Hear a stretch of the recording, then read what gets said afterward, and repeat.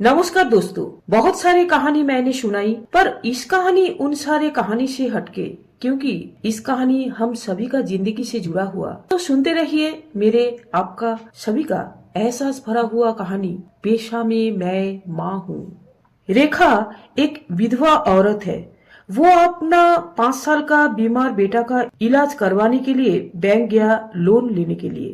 कई घंटे इंतजार के बाद बैंक ऑफिसर उसको बुलाया। आइए, किस कारण में आप लोन ले रहे हैं? सर, मेरा बेटा बहुत बीमार है, उसको अच्छा से इलाज करवाऊंगी, इसलिए पैसे का जरूरत है। ठीक है, पैन कार्ड, आधार कार्ड का एक कॉपी जमा दे दीजिए और ये फॉर्म भर दीजिए। रेखा आराम से वो फॉर्म भरा और ऑफिसर को दिखाया। बैंक मैनेजर थोड़ा गुस्सेल आदमी था और दिन भर काम करने के बाद थक गया था। वो फॉर्म देखकर चिल्लाकर बोला, मैडम, आपको मजाक करने के लिए और कोई मिला नहीं क्या? हाँ, जो मुझे ढूंढ लिया? फॉर्म में ये सब आंसर क्यों लिख दिया? रेखा बहुत शांत चेहरे में पूछी, सर मुझे कोई गलती हुआ क्या? ऑफकोर्स गलती हुआ। पेशा में आपने क्या लिखा? मैं एक माँ हूँ। ये कोई पेशा है क्या? और ये क्या, आप हिंदू, मुस्लिम, क्रिश्चियन ये भी नहीं लिखा? नया फॉर्म भर दीजिए। रेखा तुरंत कुर्सी छोड़कर खड़ी हो गई और बोली, नहीं सर, पेशा में मैं एक माँ ही हूँ, मैं नया फॉर्म नहीं भरूंगी। शायद आपका दिमाग खराब हो गया। बेटे के साथ साथ आप भी इलाज करवाइएगा। आप जा सकते हैं। ऐसे फॉर्म अप्रूव नहीं होगा। रेखा शांत चेहरे में बोली, ओके सर, आपको डिस्टर्ब करने के लिए माफी चाह रही हूँ, मैं जा रही हूँ। मैनेजर बड़बड़ाते हुए बोला, कहां कहां से सब पागल इंसान आ जाते हैं। जाइए जाइए। इसके बाद बहुत साल बीत गया।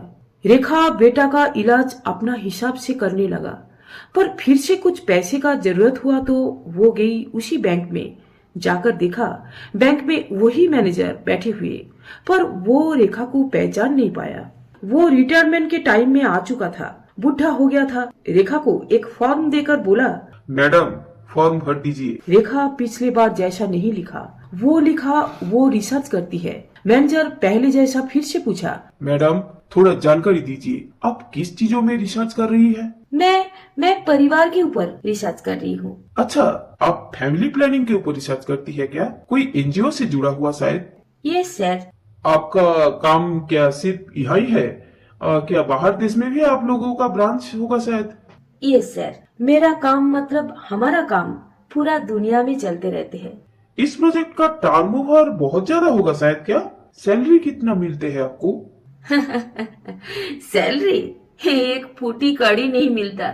इस काम में सिर्फ ओवर टाइम ही ओवर टाइम है, ना तो कोई बोनस, ना तो कोई पेंशन, पीएफ, ग्रेजुएटी तो छोड़ ही दीजिए। अच्छा, ऐसा है क्या? ये कोई मजाक चल रही है आप? हाँ, ठीक से बताइए तो, आप क्या करती है? सर, आप मुझे पहचान नहीं पाया शायद। मैं 5-6 साल पहले आई थी यहाँ। तब फॉर्म में मैं लिखा था पेशा में मैं माँ हूँ। तब आप मुझे चिल्ला चोट करके भगा दिया था। उसी काम को मैं अलग नौकरी का नाम देकर यहाँ पहुंची। अच्छा बताइए, मैंने गलत क्या लिखा? मेरे पापा ने मुझे पढ़ाया लिखाया, ग्रेजुएट करवाया। उसी डिग्री को लेकर मैंने शादी से पहले 2-1 साल नौकरी भी किया, पर शादी के बाद घर गृहस्थी का काम के साथ साथ वो नौकरी मैं कर नहीं पाया। फिर मेरा बेटा पैदा हुआ और उसके कुछ दिनों के बाद पति भी गुजर गया। पापा तो मेरे शादी के बाद ही गुजर गया था। अब इतने बड़ा दुनिया में मैं और मेरा बेटा जिंदा हूँ। डिग्री नौकरी किस काम का है, जब बच्चे परवरिश करना ही एक माँ का सबसे बड़ा जिम्मेदारी बन जाता है। और हाँ, आपका फॉर्म में मैंने जानबूझ के हाउस वाइफ नहीं लिखा, क्योंकि मैं एक माँ ही हूँ, इसलिए मैं माँ लिखा। गलत क्या लिखा बताइए तो?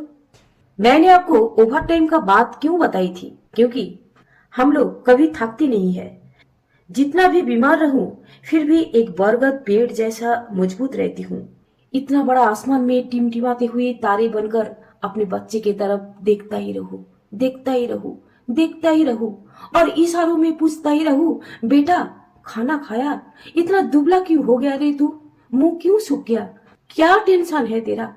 देखना, सब एक दिन ठीक हो जाएगा।